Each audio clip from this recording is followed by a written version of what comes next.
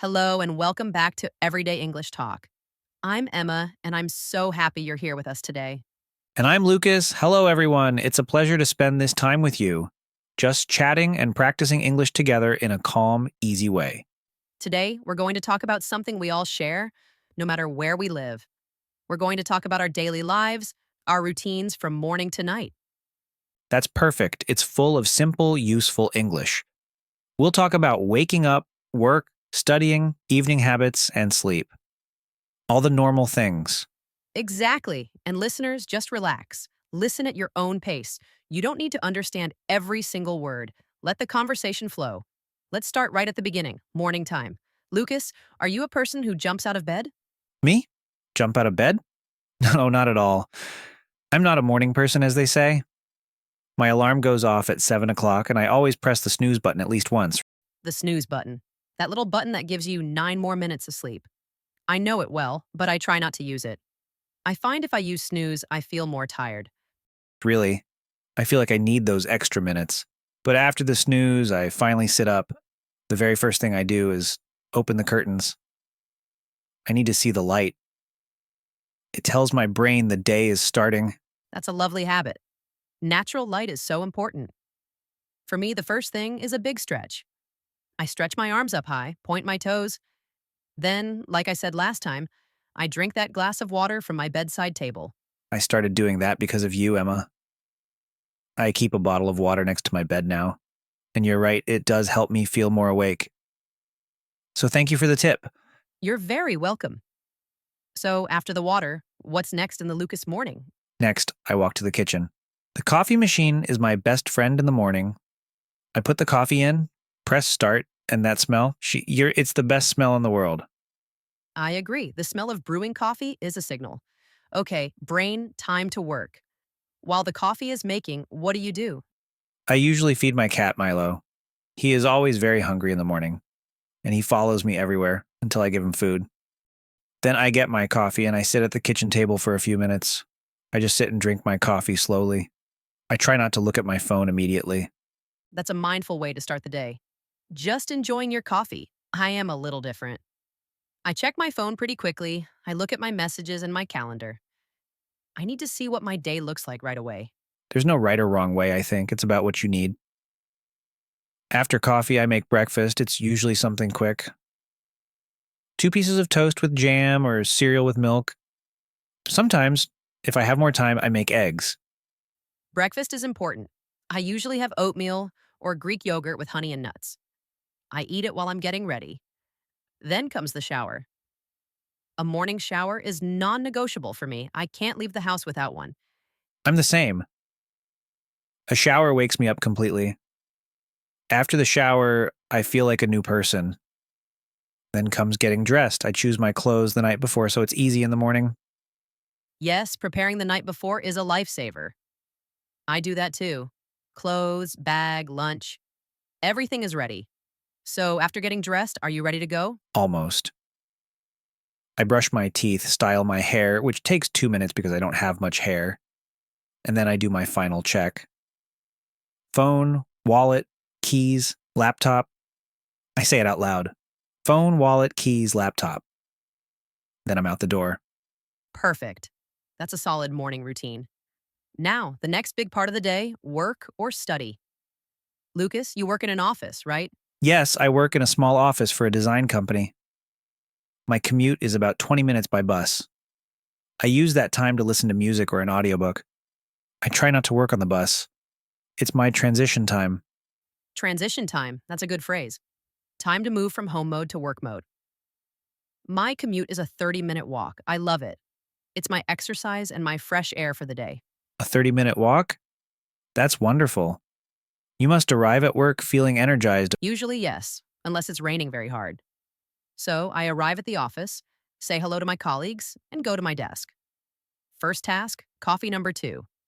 Of course, the work coffee is different from the home coffee, but it's still important. Exactly. Then I open my computer and look at my to-do list. I write it at the end of the previous day. The first hour of work is usually for answering emails and planning my tasks. That's a productive way to start. My morning at work is similar. I check emails, then I have a short team meeting at 10 o'clock. We talk about our projects and what we need to do that day.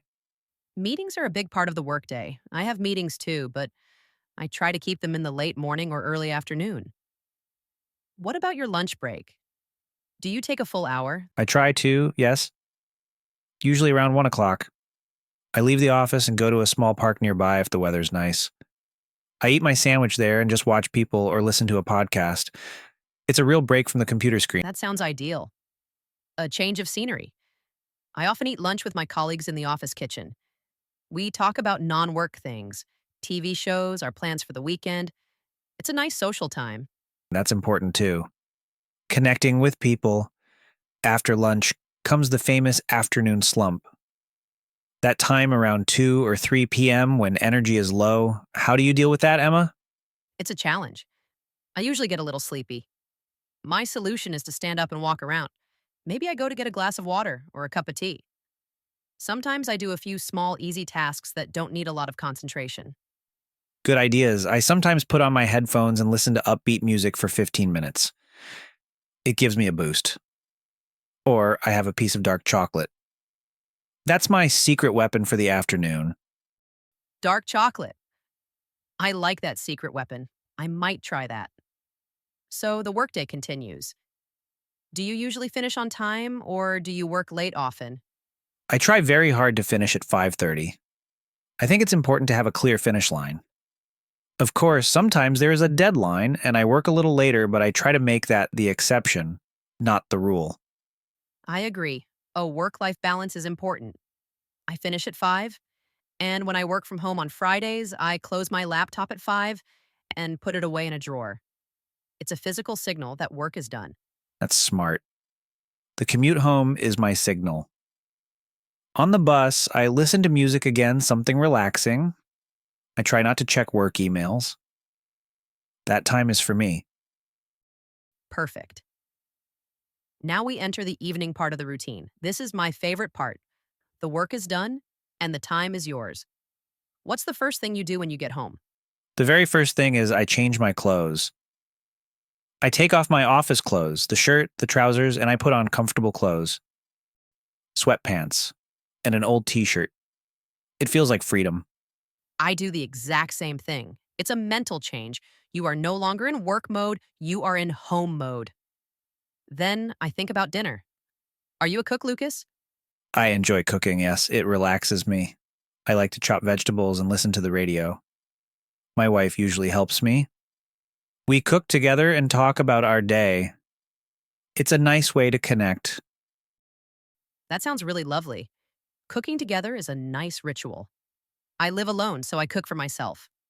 Sometimes I cook a big meal on Sunday and eat it for a few days. Other nights, I make something very simple like soup or an omelet. An omelet is a great quick dinner. Do you eat at the table or on the sofa? I try to eat at my small kitchen table. I put my phone away and just eat. I find I enjoy my food more that way. But I have to be honest, sometimes I eat in front of the TV if there's a show I really want to watch. We all do that sometimes. There's no problem with that. After dinner, there are usually a few small chores. Washing the dishes, tidying up the living room. I don't like to leave dishes for the morning. Same for me. A clean kitchen makes me feel calm. After the chores are done, the real relaxation begins. This is my me time. What do you do for me time, Wart Lucas? It depends on the day. Sometimes I watch a movie or a series with my wife. Sometimes I read a book. I'm reading a mystery novel right now. Other times I work on a personal project like drawing or writing. What about you? I love to read as well. Or I might do some gentle yoga just to stretch my body after the day. Sometimes I call my sister or a friend. We talk for an hour about everything and nothing, and it's very relaxing. Social connection is so important. Even a phone call can make you feel good. Now, as the evening gets later, we need to think about winding down. Preparing for sleep is a routine in itself. It truly is. A good night's sleep makes everything better.